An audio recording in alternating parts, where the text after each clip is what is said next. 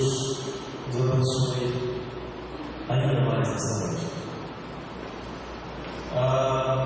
Barcelona foi campeão mundial de futebol. E daí? Corinthians foi campeão brasileiro. E daí? Palmeiras ganhou a Copa do Brasil. E daí? O Vasco foi rebaixado. E daí? Jesus veio. Aí já não dá para dizer mais. E daí? Não dá. Nesses últimos dias, a cristandade ocidental tem se envolvido, alguns a favor, até aqueles que são contra a celebração do nascimento do Redentor. Tem cristãos que dizem que não devemos celebrar o nascimento de Jesus porque a gente não sabe a data. De fato, a gente não sabe a data, mas isso não deve nos impedir de celebrar o nascimento do Redentor. Aliás, eu defendo que nós celebremos o nascimento do Redentor todos os dias. Que nós devemos todos os dias que Ele se fez carne, que Ele se fez carne entre nós, para que nós vivamos a sua glória, para que nós vivamos a sua graça, para que nós possamos apresentar-nos à verdade de Deus. O Verbo se fez carne. Concordando ou não com a celebração desse evento, eu vou partir do princípio de que você já ouviu pelo menos uma vez na sua vida essa verdade. Mesmo que você não creia, mesmo que você não creia na maneira como a Escritura exige que você creia, deixa eu dizer uma coisa para você. O Verbo ter tabernaculado entre nós, ter sido feito carne e andado entre nós, faz toda a diferença no final da tua vida. E a Bíblia diz uma coisa muito importante sobre isso. Diz que Jesus de Nazaré é o Verbo feito carne. Jesus de Nazaré é o Cristo, é o Messias prometido, é o Filho de Deus que se fez homem. Você crê em Jesus? De que maneira você crê em Jesus? Você crê em Jesus como exige as Escrituras? Você pode se dizer parte daqueles que foram escolhidos dele para a salvação? Em que a fé em Jesus impacta a sua vida?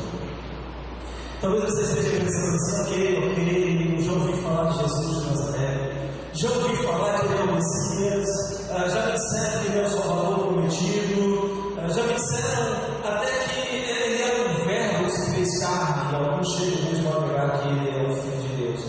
Mas como é que eu devo crer mesmo?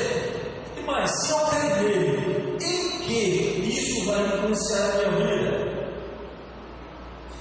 Eu acredito que o único lugar que tem a resposta para essas perguntas é a Bíblia Sagrada.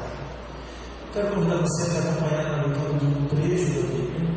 Eu quero te pedir que, por um momento, você suspenda os seus preconceitos, que você esqueça que talvez você já tenha rejeitado o ensino da Bíblia e que você ouça o que eu tenho a te dizer nessa noite a partir da seguinte premissa. E se isso for mesmo verdade? E se essa história, isso que eu vou ler agora, for mesmo verdade? E daí? Abra o seu livro em João capítulo 1, versos de 1 até o verso 14. João capítulo 1, versos 1 a 14, é um dos evangelhos que não registram os fatos a respeito do nascimento de Jesus. Mateus registra, Lucas registra, mas João parte de um outro princípio. João capítulo 1, versos de 1 até o verso de número 14, será o texto que servirá de base para o nosso estudo nesta noite. A palavra do Senhor nos diz assim: no princípio era o Verbo, e o Verbo estava com Deus, e o Verbo era Deus. Ele estava no princípio com Deus. Todas as coisas foram feitas por intermédio dele, e sem ele nada do que foi feito se fez. A vida estava nele e a vida era a luz dos homens. A luz resplandece nas trevas e as trevas não prevaleceram contra ela. Houve um homem enviado por Deus, cujo nome era João. Este veio como testemunha para que testificasse a respeito da luz, a fim de todos virem a crer por intermédio dele. Ele não era a luz, mas veio para que testificasse da luz, a saber, a verdadeira luz que dá ao mundo e ilumina todo homem. O Verbo estava no mundo. O mundo foi feito por intermédio dele, mas o mundo não o conheceu.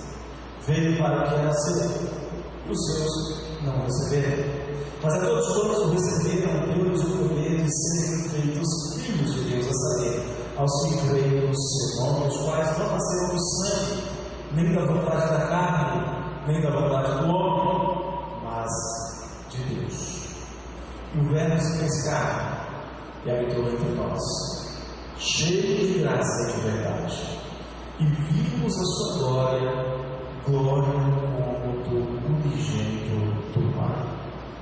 Senhor Deus, nós temos a Tua palavra que é viva e poderosa e eficaz, a Tua palavra que nos traz uma verdade fundamental, decisiva, essencial para o nosso destino eterno. A Tua palavra que nos traz a verdade de que o Verbo se fez carne e habitou entre nós. O Verbo manifestou a sua graça, a sua glória, a sua verdade entre nós. Pai, nós pedimos em nome de Jesus que o Senhor nos instrua, fala ao nosso coração, molde o nosso coração, que é tudo que precisa ser quebrado, para que nós entendamos da maneira que o Senhor deseja, para que aceitemos aquilo que o Senhor nos oferece, para que recebamos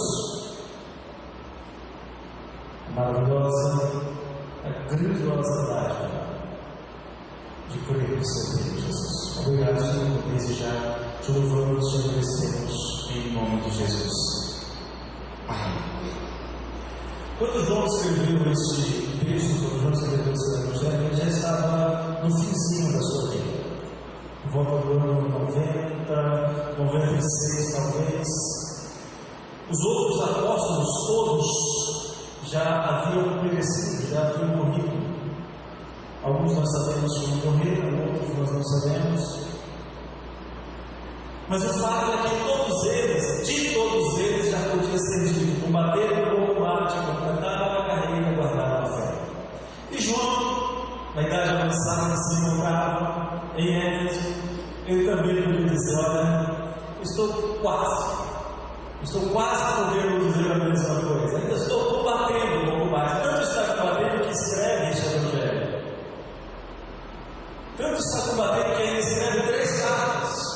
E mais um livro, a Revelação, Apocalipse. Enquanto os demais haviam partido, estavam com Cristo, algo incomparavelmente glorioso. O Senhor julgou que João deveria ficar mais um pouco para o benefício da nossa fé. E assim foi. João escreve no momento em que a igreja enfrentava a perseguição. Não era mais a perseguição dos judeus, essa já havia cessado. Jerusalém já havia sido destruída cerca de 25 anos antes. Mas era uma perseguição onde as forças romanas, o Império Romano, buscavam destruir a igreja. Um dos imperadores, por exemplo, Nero, chegou a encher as cidades de cadáveres humanos, velhos e jovens, homens e mulheres, deixando-os na rua apodrecendo. Um outro imperador chegou a iluminar a cidade com cadáveres de cristãos amarrados em cruzes incendiadas. Mas João estava de olho em outro perigo ainda maior. Uma terrível ameaça à fé, uma heresia chamada de gnosticismo, que negava o principal fato do cristianismo, que negava que Cristo era o Filho de Deus encarnado entre os homens. E João escreve o seu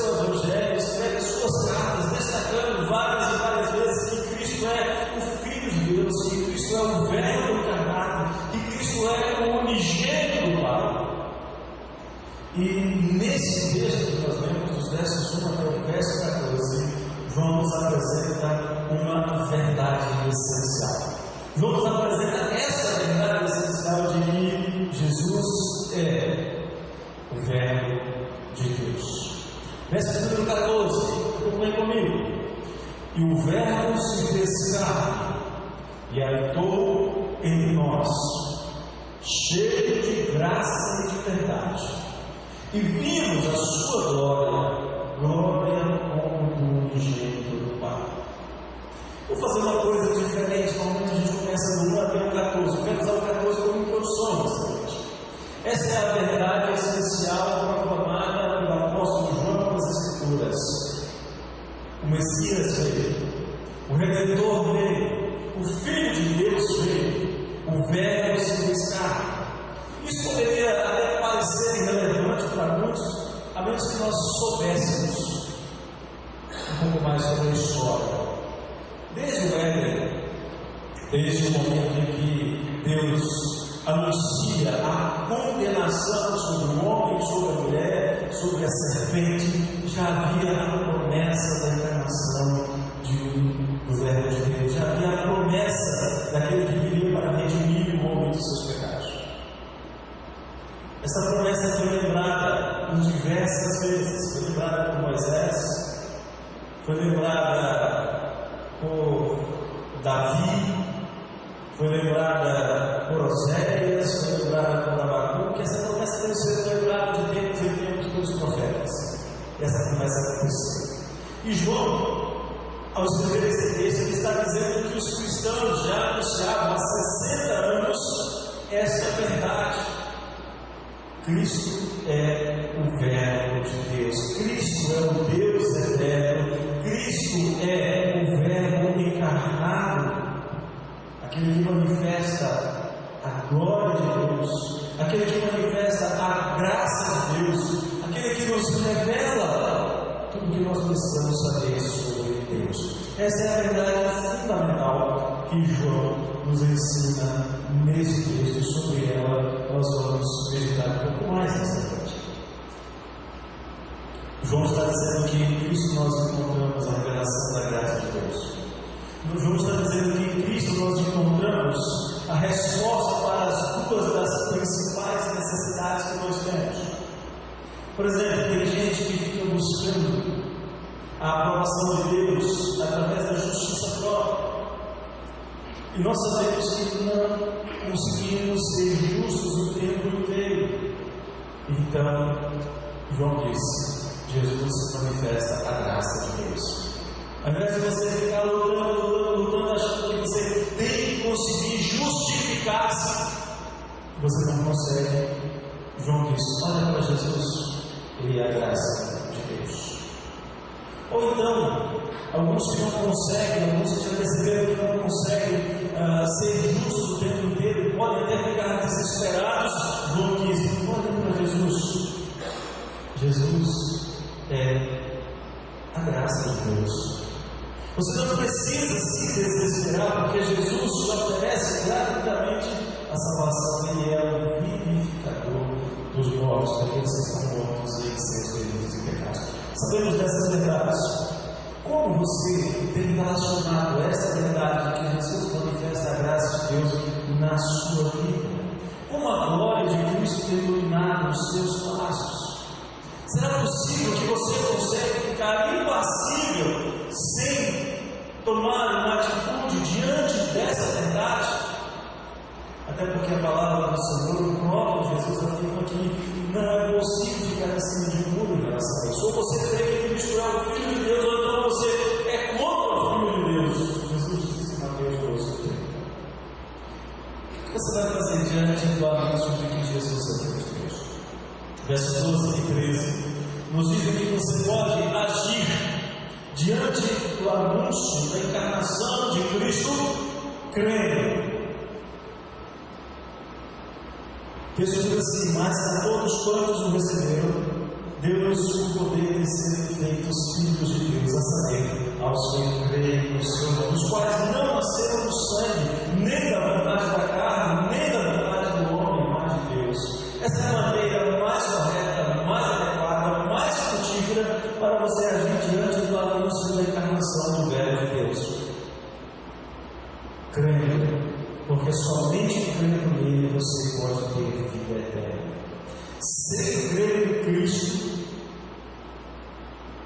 por mais bem intencionado que você seja, por mais que você corra, que você ande de um lado para o outro, que você ajunte mais ainda, e ajunte mais um pouco, qual o sentido de ajudar tanto, de fazer tanto, se ao final a sua vida se esfriar, se crescer, alguns conseguem se reproduzir e não morrer? Qual o sentido você está correndo de um lado para o outro, se esforçando tanto, se daqui a pouco você vai morrer?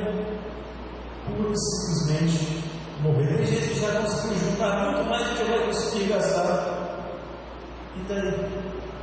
Quando chegar o dia de morrer. Mas João diz que Jesus é o verbo que estava no mundo, Jesus é o verbo que fez o mundo. Que Jesus é aquele que veio para manifestar a graça de Deus. João disse que você foi feito por intermédio de Jesus, que você só existe porque Jesus quis que você existisse, que você só está aqui porque Jesus quis criar você. Mas diz algo mais especial ainda. Diz que Jesus é aquele que pode fazer de você um filho de Deus.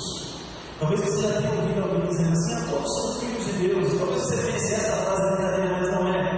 Quem diz isso para você está mentindo. Quem diz que todos são filhos de Deus é um mentiroso, porque as Escrituras dizem que todos nós somos criaturas de Deus.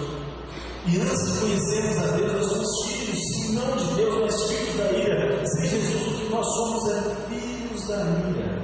Mas se você receber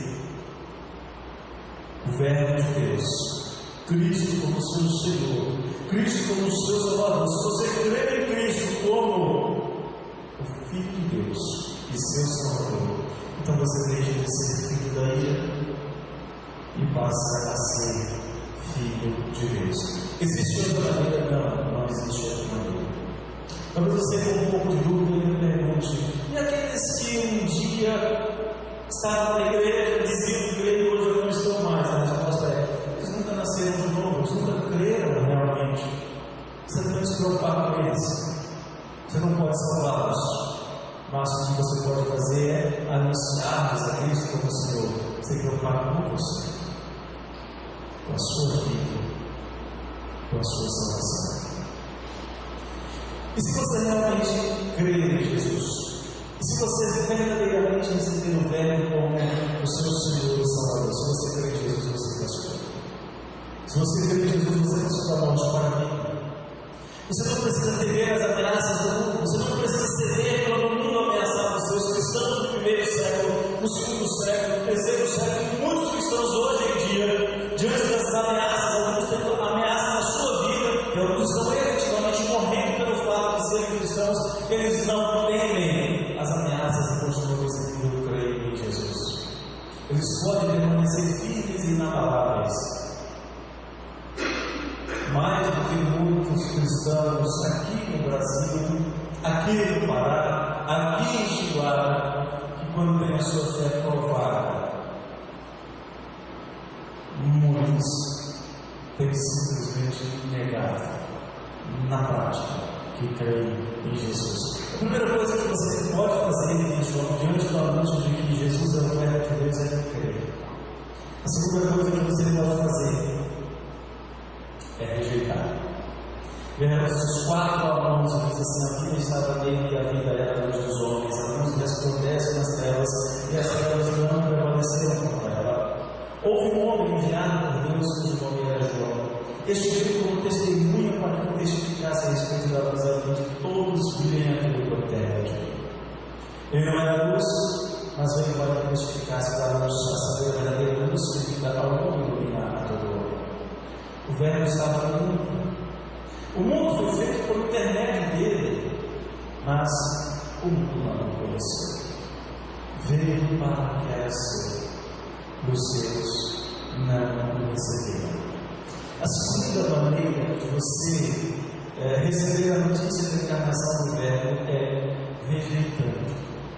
pura e simplesmente rejeitando. E há muitas razões para você rejeitar. Você pode usar muitas desculpas, mas no fim, João às vezes unia bem uma só. Simplesmente, os judeus, o povo que se considerava o povo de Deus, o povo que era tratado por Deus, apesar de suas muitas infidelidades, como o seu povo, os rejeitou. Eles podiam dar 1001 razões, mas no fundo, simplesmente eles não queriam nada com o Redentor. Alguns tinham razões patrióticas, outros tinham razões religiosas, mas quando Jesus disse para eles que no fundo é porque eles tinham corações endurecidos, que no fundo eles tinham uma religião hipócrita, que no fundo eles simplesmente odiavam o Filho de Deus, o enviado por Deus, que na verdade eles eram filhos da vida, filhos do diabo. Eles mostram que de fato era isso mesmo, porque eles planejavam matar Jesus. No fundo, a grande razão é que eles não queriam mudança nas suas vidas, eles não queriam viver para a glória de Deus, eles não queriam viver diante da luz, eles não queriam que os seus corações fossem desnudos, eles não queriam que as suas práticas religiosas fossem denunciadas apenas como práticas que haviam aprendido maquinalmente e eram simplesmente hipócritas. Eles não experimentaram, apesar do anúncio de João, apesar do anúncio de Jesus, eles não experimentaram o arrependimento dos seus pecados, embora não quisessem os benefícios da religião. A luz estava diante deles. João avisou que a luz estava chegando. A luz brilhava. Se alguns fossem cegos, tinha a voz que clama no deserto, dizendo: a luz está aí. Mas mesmo assim, eles não quiseram ouvir a voz que falava no deserto. Eles não quiseram ver a luz que brilhava, ao invés de seus preferidos se esconder. E João denunciou isso no capítulo 3, verso 20. Todo aquele que pratica o mal aborrece a luz e não se chega para a luz, a fim de não serem amigas das suas obras. Passaram-se 2000 anos e as reações dos homens continuam sendo as mesmas. Por quê? Porque o homem continua correndo de Jesus, porque o seu coração mudou. Porque o coração do homem que era enganoso, que era desesperadamente corrupto nos dias de Jeremias, era o coração enganoso e corrupto nos dias de João e continua sendo o coração enganoso e corrupto nos nossos dias. Coração que não quer mudança na sua vida, corações que não querem deixar as obras infrutíferas das delas. Eu não posso deixar de te dizer, que seja só mais uma vez, e te lembrar só mais uma vez o que o Senhor Jesus é capaz de fazer. Ele abriu o olho dos cegos para que eles vissem. Ele pode abrir os seus olhos para que você veja a luz que está diante de você e pela fé você possa crer nele como Filho de Deus. Ele pode lhe dar um novo coração, tirando esse coração enganoso e corrupto. Ele pode te fazer nascer de novo. E para você que já nasceu de novo, Ele pode fazer a sua luz brilhar diante de você, para que você possa continuar olhando firmemente para o autor e consumador da fé, e não se desvie nem para a direita nem para a esquerda. Como reagir diante desta maravilhosa informação de que Jesus é o Verbo de Deus vivo ao mundo? Você pode crer. Você pode simplesmente rejeitar. E você pode pegar essa informação e colocar na sua estante e dizer: ok, eu tenho mais uma informação. Vamos dizer o seguinte: você pode receber o anúncio da encarnação como mera informação. No princípio era o Verbo, e o Verbo estava com Deus, e o Verbo era Deus. Ele estava no princípio com Deus, todas as coisas foram feitas por intermédio dele, e sem ele nada do que foi feito se fez. Eu acredito que um dos grandes problemas do século XXI, nossos grandes problemas, não é falta de informação. Eu acho que é o contrário. Acho que nós temos informação até demais. Nós somos bombardeados de todos os lados com informações e chega um certo momento que a gente já não consegue mais catalogar, não consegue mais juntar, não consegue mais relacionar todas essas informações.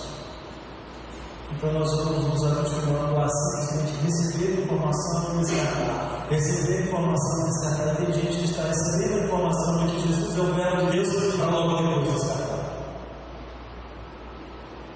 Se você for olhar na sua casa, por exemplo, você vai encontrar talvez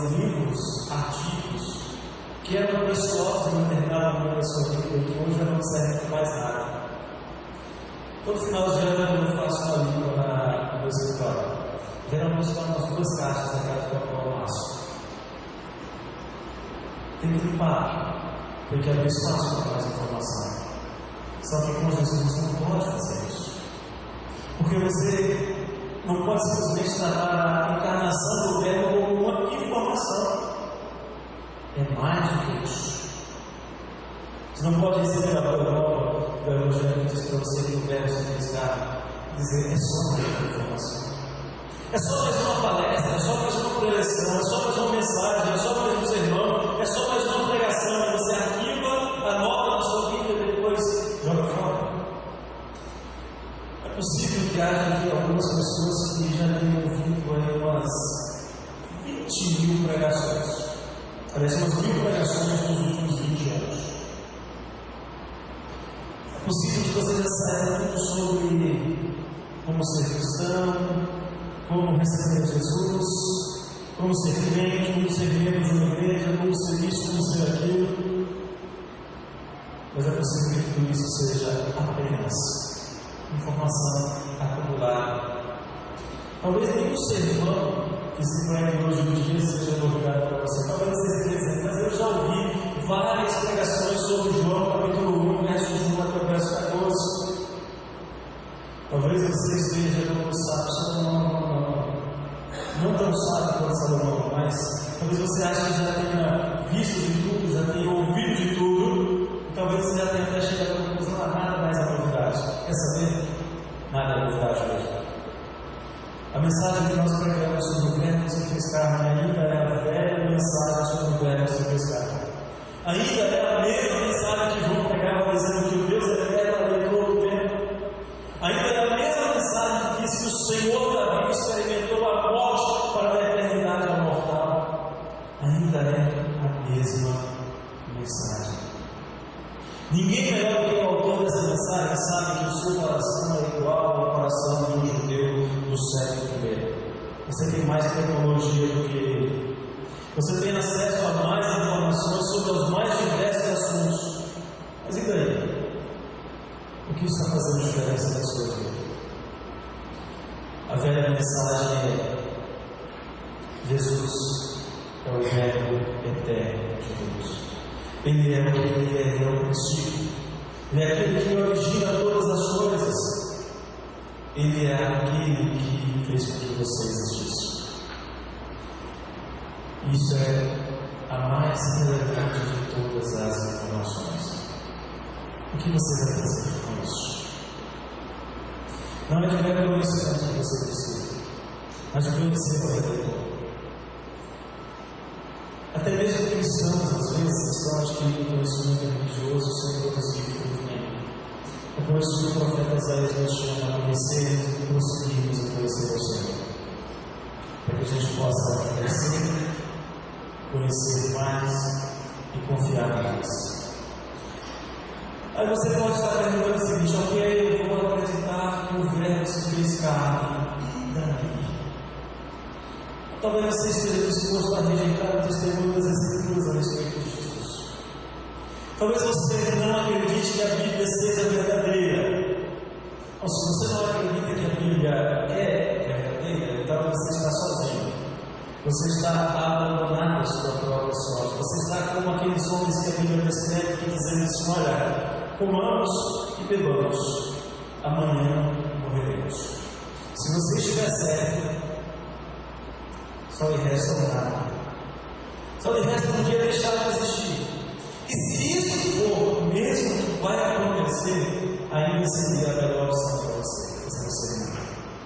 Mas se você estiver errado, e se a Bíblia estiver certa, como eu creio que ela está, então eu tenho 2 notícias para te dar. Primeiro é que se você rejeita a Bíblia, então não tem nada para você, tem algo pior do que o errado.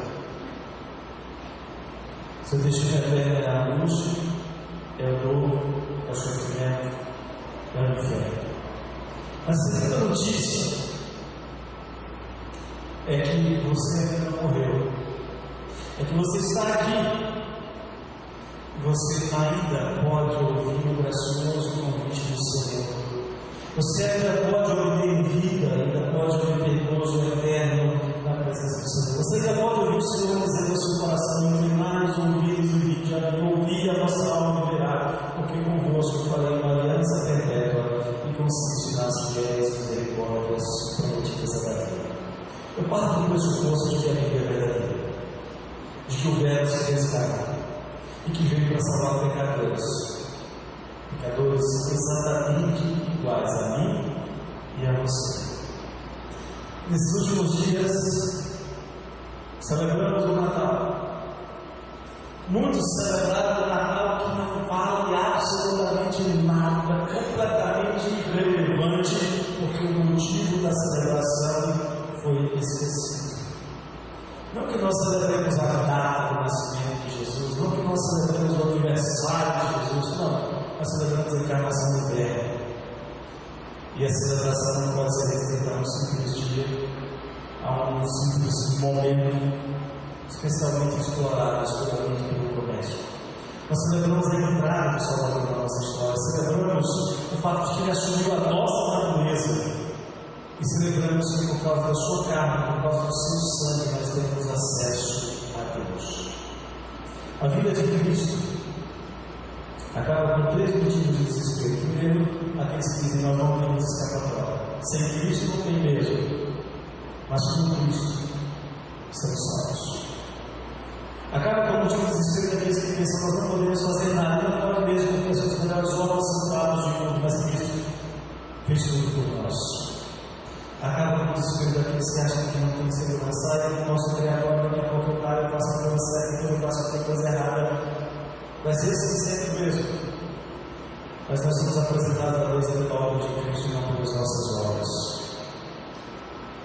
Assim quero desafiar você a pensar nessa seguinte maneira: como eu posso viver de maneira que celebrar o nascimento do Redentor faça sentido?